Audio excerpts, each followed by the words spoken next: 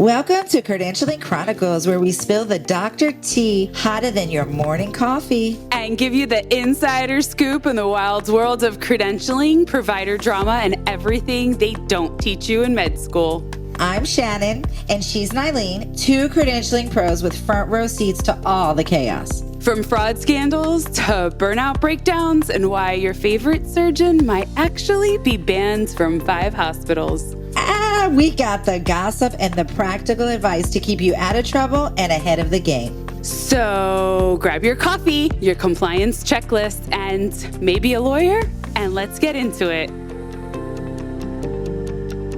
Welcome back to Credentialing Chronicles, where we don't whisper about healthcare scandals. We say them with our full chest.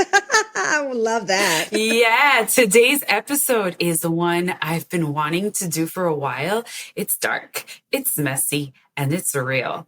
We're talking about, what happens when a doctor is dangerous, and then the system can protect them sometimes.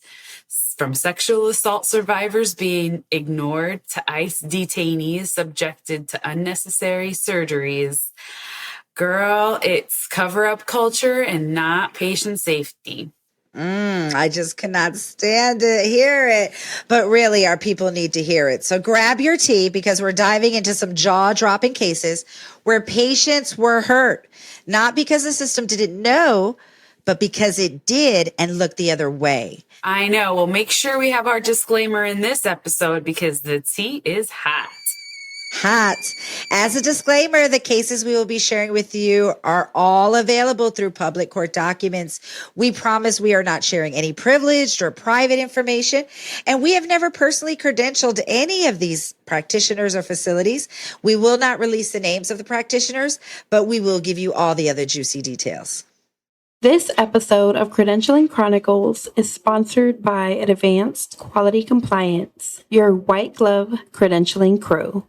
We get it. One person doing the work of 5, audit season looming, files all over the place. AQC steps in with expert hands and calm minds, digitizing your chaos, handling the details, and keeping you audit ready 24/7. Think less stress, more success with a touch of luxury. No stress, no mess, just AQC white glove service. Visit aqccvo.com to get started. All right, Shannon. So let's get started with case number 1. And today we're picking on Oregon. So we're back on the West Coast, and we're just going to give you a quick highlight of 4 bullet points, and then we're going to get into the deets. So this doctor was accused by over 100 women of performing unnecessary pelvic exams, allegations of sexual misconduct involving women and children,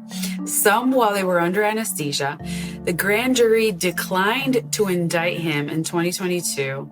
The police lacked formal sexual assault training. They took forever.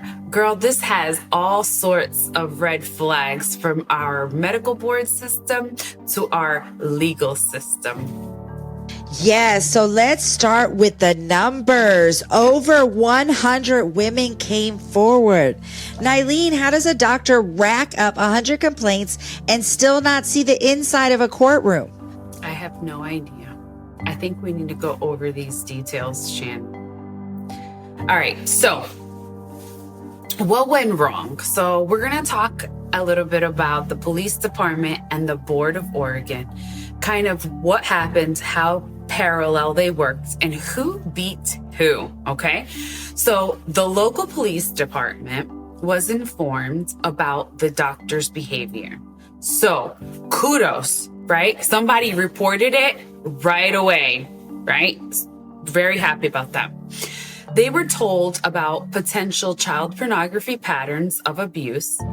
And then what happened next started raising questions. So the problem is the police was alerted, and then they waited over 2 months to begin interviews after being tipped off by the medical board. So somebody had told the medical board, and then the medical board goes and runs and tells the police. And then the police drag their feet.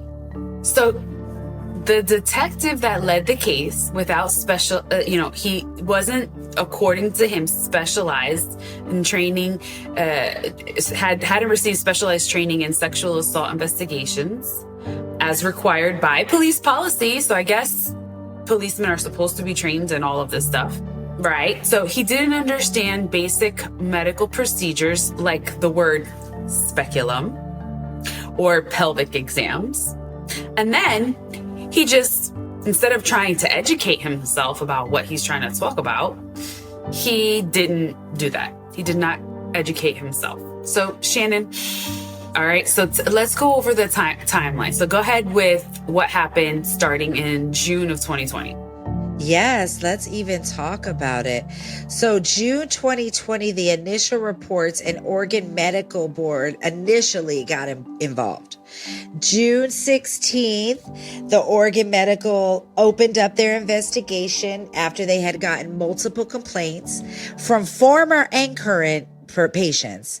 And then June 19th, 3 days later, I guess an investigator had started to email the police department inquiring if they were aware of allegations related to potential child pornography and this doctor and things like that.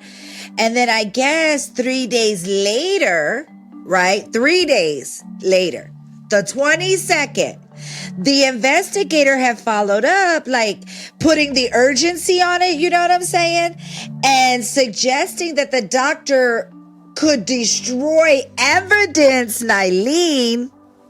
And he was warning of the pictures and the studies that he was calling studies. They were pictures that were very inappropriate and they were, oh my God. And then June 30th, the detective investigator guy and the detective from the police department, right, met in person. Yeah, 15 days later. So imagine June 16th, if Oregon Medical Board opened any investigation, that means the doctor found out. So they were freaking out because they were like, 24 hours, he's going to start deleting that hard drive, right? Which makes sense. So they understood the urgency. The medical board understood the urgency. So I'm so proud, by the way, of Oregon Medical Board because they were pushing. Great job. So August of 2020, then Oregon imposes an interim stipulated order to voluntarily withdraw from practice. So June, so we got July and August. So we got about 45 days. The board took immediate action, stipulated an order for him to voluntarily withdraw practice. Yep, exactly what we've been talking about. Yeah, pause. While they complete an investigation. So kudos to Oregon. The minute they found out, they took action relatively quickly. So this board was boarding. Oregon. And I think they don't have no sales tax too, I heard. Oh, it's awesome FYI. State, by the way. Yeah, I heard it's an awesome state. We're really, let's just talk about how long it took the criminal side of things to happen now, right? The medical board did their ding, but Nylene, break down what happened with the criminal side. How long were they taking on their side? So remember, they heard about it in June. So we got June. Then the investigator and the police not till the end of June. So I guess July and August are like summer months. And I guess you don't do anything during those months because, girl, it wasn't until September that they start interviewing these people who were making the complaints. So the survivors that were being attacked and victimized by this doctor. Not only did they start interviewing them, but the police didn't follow protocol and had no victim advocates present at the beginning of the interviews. Correct. Then eventually some got victim advocates and some didn't. And then in October, right? Like, cause this kept drawing out, right? Right. But look at what happened in October with Oregon? Officially revoked the medical license because they said they wasn't waiting on the police anymore. Correct. They weren't waiting on the police anymore. So I'm really proud of Oregon. That is the quickest I've seen ever in a long time. And for unprofessional, Dishonorable conduct, specifically the sexual part misconduct, and gross or repeated acts of negligence. So they let you know too, this is why we did this. So if you ever come here to verify, boom, here's the truth, transparent info. Yep. And they assessed a $20,000 civil penalty on him. So super, super proud of Oregon board. They acted quicker than the police did. Usually it's the other way around. The police are arresting him and the board's like, oh, we didn't know you got arrested. You know? Oh, let's revoke the license now that he's in jail. Yeah. Exactly. So kudos to Oregon Medical Board. So proud of you. Oregon Medical Board. So anyway, let's talk about police failures at this point. So we passed September. We passed October. They do a couple more interviews. Again, some get advocates, some don't. We're back into November, some more interviews. We're back into December, more interviews. You're talking over 50 women came over that were interviewed. Then we keep going and nothing happens. God. Nothing. So December, nothing. So then you're talking to December of 2021, an entire year to get the last bit of interviews. Girl, but can you believe that the investigator did not present the findings, or the detective in this case for the police department did not present the findings until 2 years later? I just don't even understand how that happens. And then February 2024, what's coming out at that time? Because this is just keep lagging. Yeah, so 2 years, by the way. So who remembers anything by that point? So in February, then the final report was delivered. The council meets, and then the police had to publicly report what happened and their deficiencies, which is where we were able to find all of this, juicy information. There were policy violations, interview failures. Here's where it gets painful, because policy violations aren't just technical errors. There were emotional wounds from these survivors having to go through and explain everything that they had been through. And those police departments' own policies required trauma-informed approaches and support during sexual assault interviews. I mean, I don't work for the police department, but I would assume this is common, right? People go to the police because they get their abuse victims. Mm-hmm. And they say that the first 4 victims explicitly asked for a female support person and a victim advocate, and both requests were denied. And then, and then the detective even asked some survivors to come back the next day because he was overwhelmed, girl. He was tired. Girl, he wasn't even the one that had experienced anything. So no, and he'd been working on it 2 years. I don't know how he was overwhelmed. So I'm like, what is happening? And then on top of that, the victims later described his approach as dismissive, cold, and emotionally disconnected. And so it's like, here we're telling medical staff professionals create a safe environment to disclose for the provider, but we need the police to also create a safe environment for patients and victims. Victims to disclose. Like, what is happening? Yeah, so 17 out of 43 victims didn't even have an advocate present.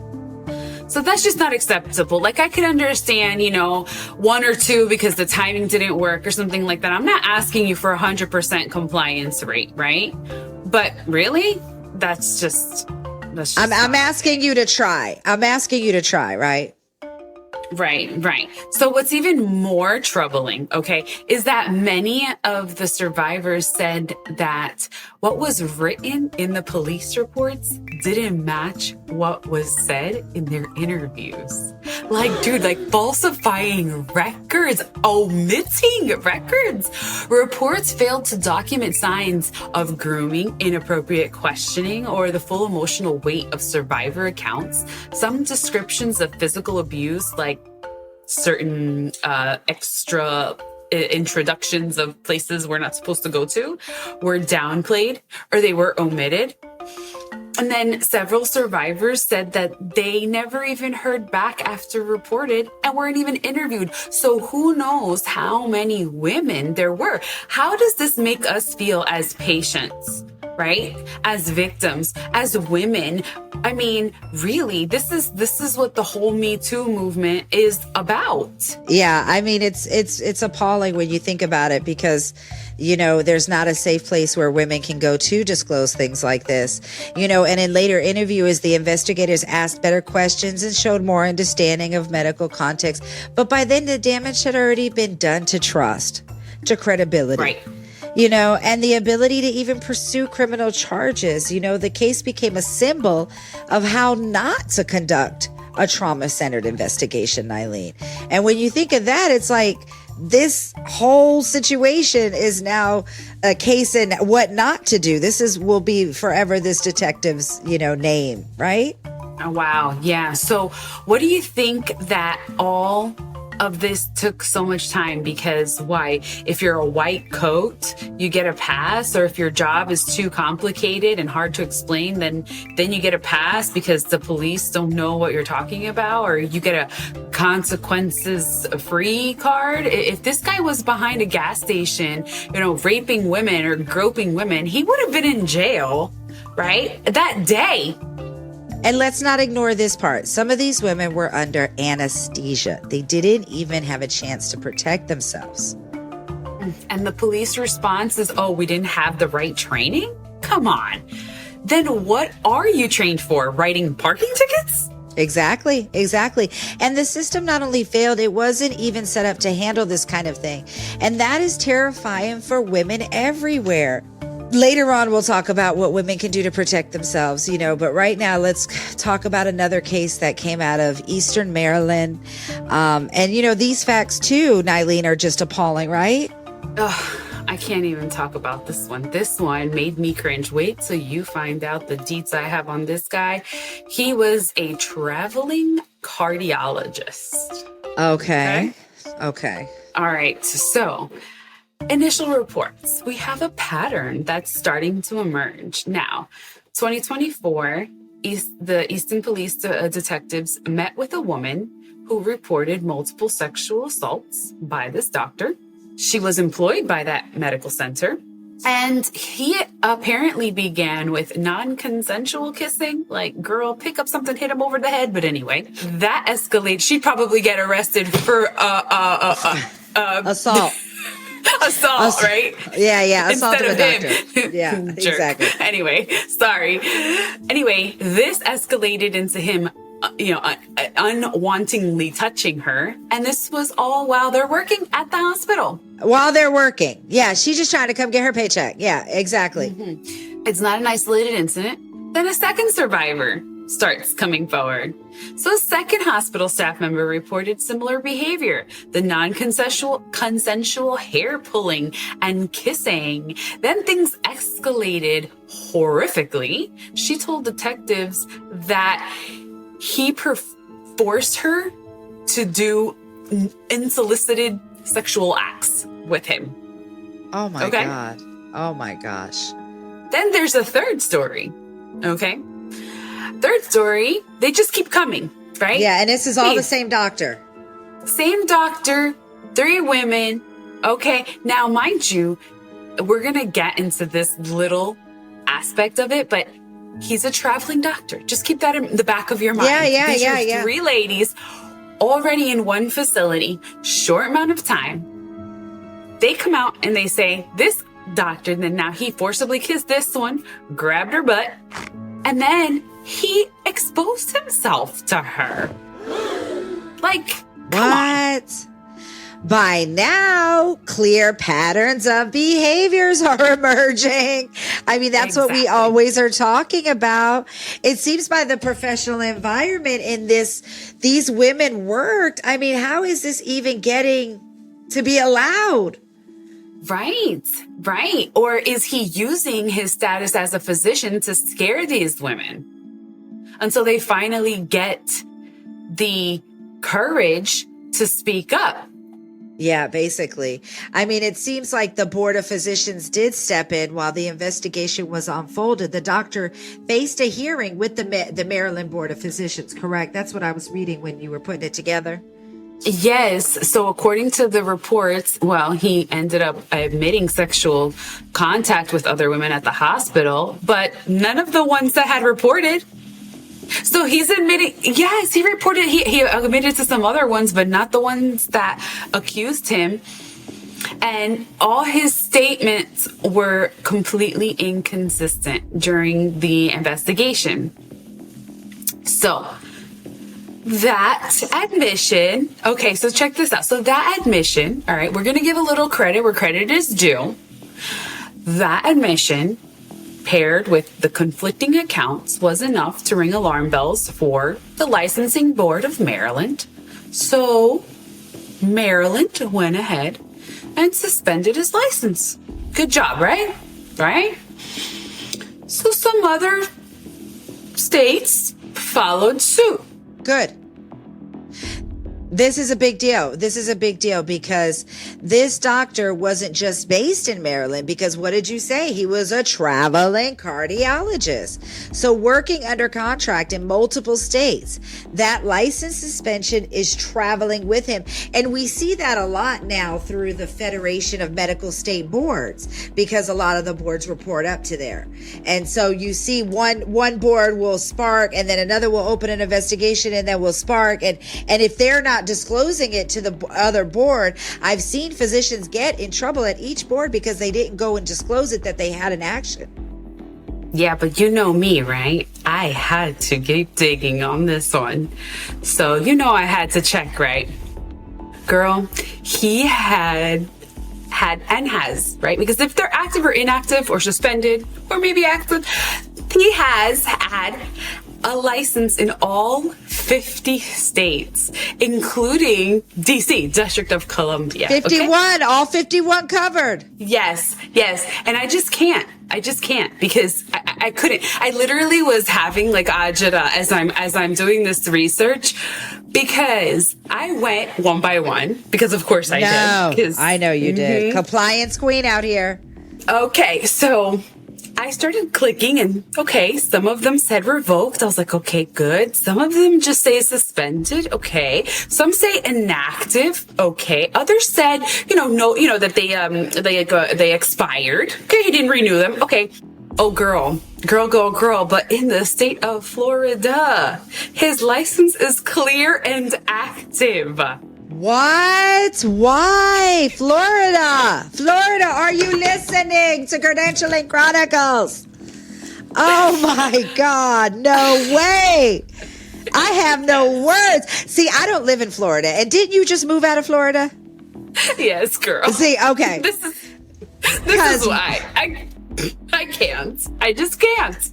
I nearly fell off my chair. I stopped by the time I got to F, because I went through, Alabama, Alaska, Arizona, Arkansas, California, Colorado. Like, I went all the way. By the time I got to Florida and I saw that, I had to stop, because I said, if I see one more state that has an active license, I think my heart might fall out of my chest. I can't believe you just named all of the states in alphabetical order. I'm so done with you. I'm so done, Eileen. That's my girl. I could do the whole song. Her brain, y'all. Nerd. Her brain is just of the highest level. Okay. Oh my God. So it doesn't even stop there, right? I can't believe it. Since he has a license in all 50 states, what do you think he's doing? If I'm over there checking which licenses are still active. Because you got to work. Yeah, you got to work. He's doing the same thing. Girl, investigators discovered that he was packing up and leaving the state of Texas, which is where he was from. He put his house up for sale. Then the house went into pending, and they were like, oh my goodness, this man is a flight risk, so we got to hold him down. Texas is running after him, putting him into custody, like whole Jason Bourne movie going on over here. And you hear it right here at Credentialing Chronicles, okay? Yeah, follow, like, and subscribe. We have been told we need to say that more. So you hear it here. All the juicy tea. So finally, then a criminal charge is filed. Like they finally put this guy in some handcuffs. Okay. He's charged with first and second degree rape, 8 counts of fourth degree sex offense, 6 counts of second degree assault, 2 counts of false imprisonment, 3 counts of harassment. And I'm sure that's just one, okay? Or 2 ladies or 3 ladies, maybe max, but who knows how many he's actually assaulted across all 50 states. Well, I heard the Easton police believe that there may be more additional victims in that area who have not come forward. So if you or someone you know may have been impacted by this doctor's actions, this was a very big case that was coming out of Easton, they want you to reach out to them. Your voice matters. They're sorry for how they handled things. Yes, they actually did an entire press release to let women know to please come forward. They've corrected their policies and procedures, and they've trained their staff now.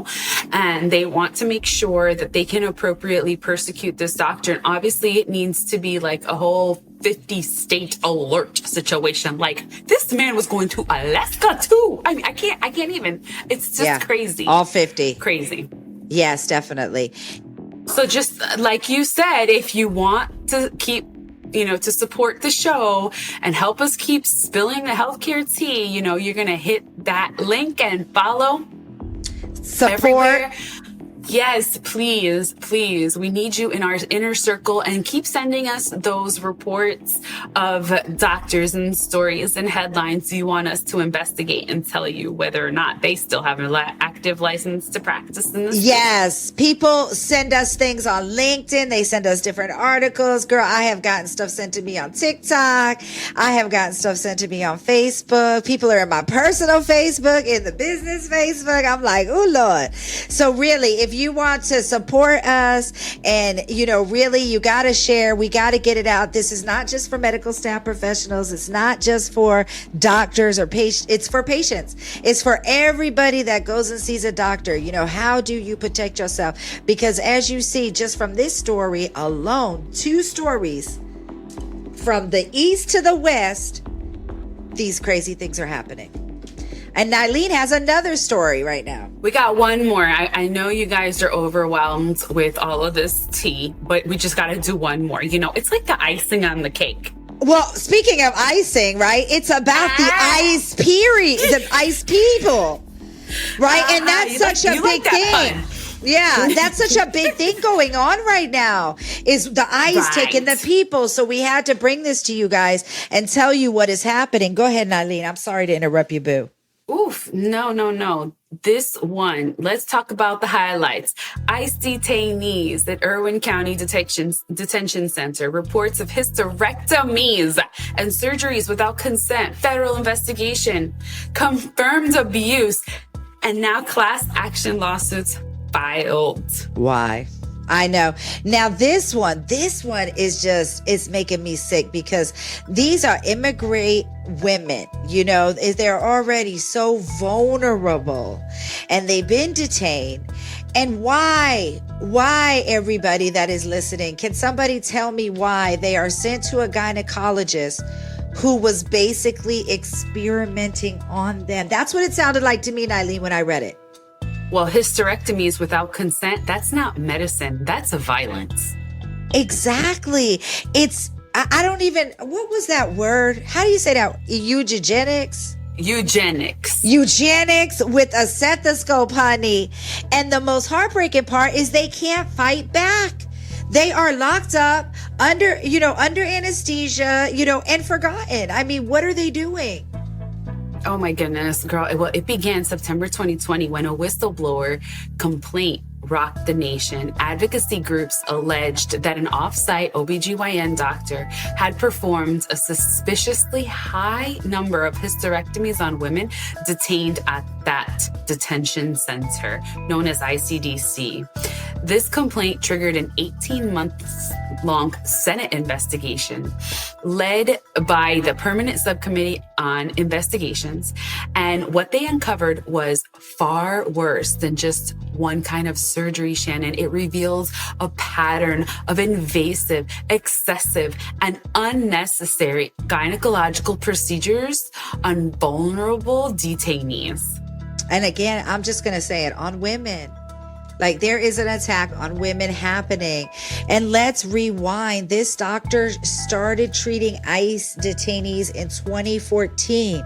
By 2015, he had already settled a Medicaid fraud case with the Department of Justice and the state of Georgia. So he was already having problems for ordering what? Unnecessary procedures that were useless. So let me get this right. Aren't Medicare and Medicaid sanction checks and OIG and SAM checks, aren't they mandatory during our normal credentialing process? Yes, they are. Where is the credentialing process for the government of the United States? For this department of the government? Well, anyway. I've reached out before, and they say it's all done in-house through the VA, and they have their own centralized CVO, but I don't know how much they're doing, honey. I mean, really, just imagine.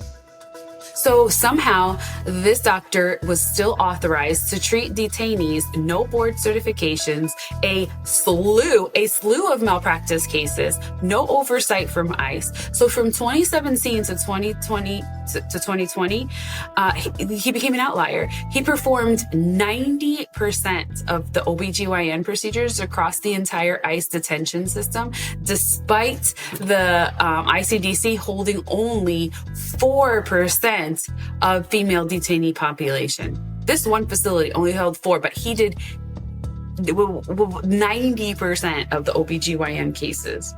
No, he was mutilating people. I mean, I know you put the stuff for me to say right here, but oh my goodness, I don't know all the words, He performed the 44, I mean, go ahead and laugh at me. I don't want to say the words wrong, Nylene.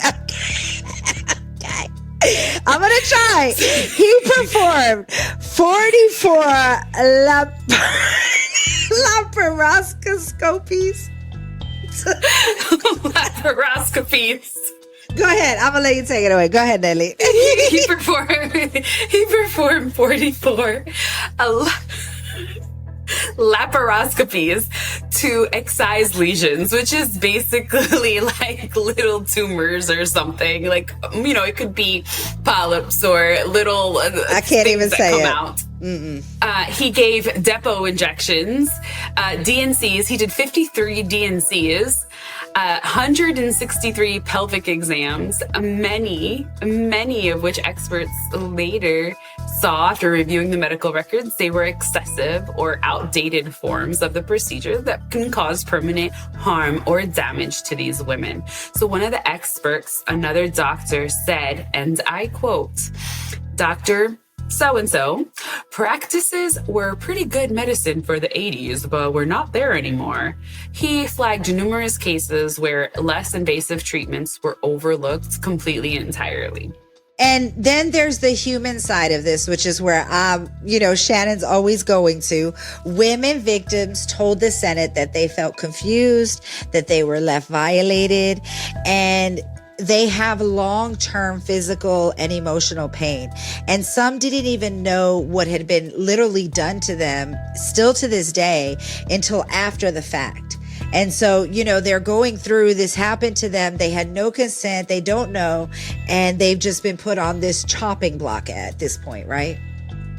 Oh, that's a rough word and rough double meaning that you're saying that. But, informed consent, a basic ethical standard in healthcare, was rarely, if ever, properly obtained. ICE claimed it wasn't their job. Check this out. Wasn't their job to monitor offsite doctors for consent. Hello, aren't they being credentialed by ICE? Like, the government has to credential them. I don't know. If you work for the Veterans Association, the Veterans Association has to credential you. I don't understand. Or if ICE hires you, ICE has to verify you. I don't understand. So apparently the private company that was running this prison, this ICDC, wasn't contractually required to credential doctors. So they weren't running any of the checks. So again, this is like an HR process that they're going through. So they don't have a medical staff office. That is terrifying. So how many of these organizations are hiring these quote unquote doctors because they actually have a license, but they're not doing any checks? That's insane. It's insane. And if you need a CVO, call out to AQC, honey. We will give you the best type of service to make sure we catch these bad actors for you. Because it wasn't until May of 2021 that ICE finally cut ties with the ICDC. And by September, all the detainees were removed. And by October, the contract was finally terminated. So all of this had to happen. All of this had to come out. And then finally they're moving. Yeah, but guess what? The doctor never testified. He invoked his Fifth Amendment. No, he invoked his Fifth Amendment right when he was subpoenaed. And then in 2022, he was under federal criminal investigation, but no charges have been made to the public. That is crazy. And what do we take from this, you all? Credentialing and oversight failures. This is what we're looking at, is when the actual system is not catching the bad actors and they're not using the measures and the checks that we're all required to do. At every level, this doctor slipped through the cracks of a system that lacked basic checks, reviews, and accountability at this point. And who was checking? Where were the cracks? Where was the oversight? Exactly. And the response from ICE and the government is we'll investigate. And meanwhile, the damage is already done to these poor women out there. And again, credentialing is patient safety. It is literally parallel to patient safety.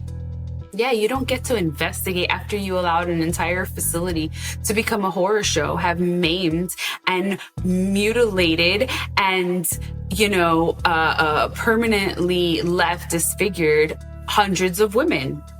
Exactly. So, I mean, really, let's just talk about the real villains in all this, because yeah, the doctors were trash and that's true. But what enabled them? The institutions, the systems, the people who knew and said nothing about it. And this wasn't oops, we missed it. It was oops, we covered it up. That's what it looks like to me, Niley. That's a strong statement. Yeah, let's be clear. None of these guys were operating in the shadows. They weren't hiding in alleyways with scalpels. They were right there in the hospital, in a facility, in a medical clinic, sipping coffee, getting high fives, doing quote unquote procedures. Come on. And they all had complaints on file. They all had lawsuits. They had whispers in the hallway, don't send your patients to him. And still the machine kept moving, because you know what makes the machine stop is lawsuits, publicity, exposure. And they didn't want any of that. Right, so instead of doing the right thing, they do the silent thing. They let them resign quietly. They just say, oh, go away, or, oh, we'll change it to the criminal system, or we're not going to do this criminal system. We're going to do it with the board. Oh, not with the board. So they offer a settlement. They shred a few files. They transfer to the new hospital. Like, he's a bad group project partner or something. Yep. And it's not our problem anymore, right? So once they move to the new hospital, it's not our problem. We don't know what happened. Let's just move on. Yeah, and just push the problem forward like a hot potato with a stethoscope. And the next hospital, they don't dig, they don't check, they just go, oh, he's board certified, cool. Oh, he came from this hospital, cool. The board certification doesn't mean they're ethical, doesn't mean they have malpractice coverage, because Lord, I've seen several. It doesn't mean that they have a clean record. It doesn't mean that they're great surgeons. I'm sorry. It just means that they passed the test. And it doesn't mean that they aren't going to harm patients. It just means that they filled out the paperwork, they logged what they did do, and they paid the fees. Say it again for the people in the back, Nylene, because they didn't hear you, boo. Yes, the credentials are not the character. You can have a wall full of diplomas and a back room full of bodies if no one is looking. And don't even get me started on the hospital and the healthcare systems who keep it quiet to protect their brand. Oh, well, we can't get this out. It might hurt our reputation. You know what else hurts your reputation? Dead patients, abused women, broken trust. But go off, I guess, right? I mean, whatever, because that's what they don't understand is I think patients and the community would be so much more forgiven if somebody said, hey, we've spotted something. Hey, we fixed it. Hey, these are the steps that we're going to take not to make sure that we don't have this happen again. And then that is where trust and transparency come in, right? Well, and that's the idea behind peer review. Like, peer review is not supposed to be punitive. It's supposed to be a safe space where doctors can talk to each other and say, hey, look, I'm going to call you out. This really wasn't right. You did this or you didn't do this. This could be done better. Like, that is the ideals, but it's not reality. It's giving, we care more about liability than lives view from the healthcare institutions, and the real ones paying the price are the patients. Providers who speak up, they get shot down. So our good doctors are being penalized or are getting bad reps for this.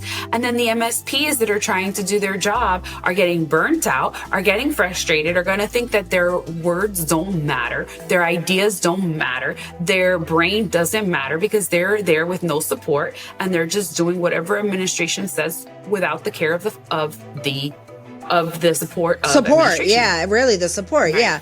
And if you're listening and you ever tried to report something and ignored, you are not crazy. You are not dramatic. You are not the problem. You are up against a system built to protect itself. And so, this is when you look back at the stories we've talked about today, it's not the people that are the whistleblowers that are the problem. It's the system that is trying to protect itself at all costs and not provide transparency to the community. But guess what, Shannon? You know what? What? That's why we made this show. Credentialing Chronicles. I love it. To pull back the curtain, blow the whistle, and remind folks we can't fix what we won't face. Exactly. Our mic stays hot thanks to listeners like you. Become a monthly supporter and help us keep shaking tables up. So what now? Because we're not just here to spill the tea. We're here to hand out umbrellas, baby. Here's how to protect yourself, your practice, or your hospital. Nylene, do you want to talk about providers first, my love? Yes, if you see something shady, document it, report it, protect your license. If you don't feel comfortable about something, don't do it. Protect yourself, protect your patients, and be the one who refuses to stay silent. I'm sorry. Kudos to all those doctors on TikTok. I follow all y'all. I love all y'all. I love all the jokes. I love fighting the insurance companies. Like, I am #1 supporter. We have amazing doctors who work so hard out there that it irritates me that we have such bad actors to talk about. So don't stay silent. Protect your careers, protect your integrity, and protect your other good doctors, and try to get these bad actors out as well. The profession, protect the profession. And for medical staff professionals, as always, I'm going to shout y'all out. I love medical staff professionals. I've been a medical staff professional over 25 years. Verify everything as you do, as y'all do, as we do. Even the things that look good, the voluntary resignations. Why did you move? How did you move? Where did you move? Who was your moving company with? Ask everything, honey. Don't assume if they passed another hospital's credentialing, like you all already know, that they're clean. When nobody can use somebody else's credentialing. That's what keeps us all working in a systematic flow, is that we do not share information. We verify our own information. And if you're being pressured to ignore red flags, document it. Protect yourself. You are the firewall. And if you have an issue and nobody is listening to you, could always drop us a line and give, Nylene has 1,000 different certifications. I'm sure she could give y'all some advice. Listen, for patients, if you need to look up your doctor, MSPs, if you need to look up somebody, you want to look up all 50 states and you don't want to pay the FSMB, just come hit me up. I got a couple of secrets I could show you how we can go ahead and protect ourselves. Look up doctors. Every state has a medical board license lookup. We have provided them. If you want a special secret email, just email Credentialing Chronicles. I promise you I will answer. Google them. Set your Google alerts. Check for lawsuits. There is a public website in Florida, for example, where you can just type in their name and it'll tell you if there's any public lawsuits, okay? Several states have once that. They're filed. Yep, once they are filed, they are public. So don't be afraid to ask questions. And if something doesn't feel right, it probably isn't. Trust your gut and leave. The system might protect some doctors, but Credentialing Chronicles, we protect the truth. Yes. So thank you for riding with us. Subscribe, share, and tell someone to check that license. Well, I was going to say follow button, but and the follow button. And the follow button. They're telling us, y'all, we got to push it. And to every medical staff professional doing this work in silence, we see you, we respect you, and you are saving lives. All right. Until next time, guys. Whoo, that was a lot of tea. Who knew doctors had more drama than reality TV? And if you think that was wild, just wait till next week. We've got more stories, more scandals, and more credentialing chaos coming your way. Hit that follow button, and don't forget, just because they have an MD doesn't mean they have a clean record. See you next time on Credentialing Chronicles. Stay credentialed, not canceled.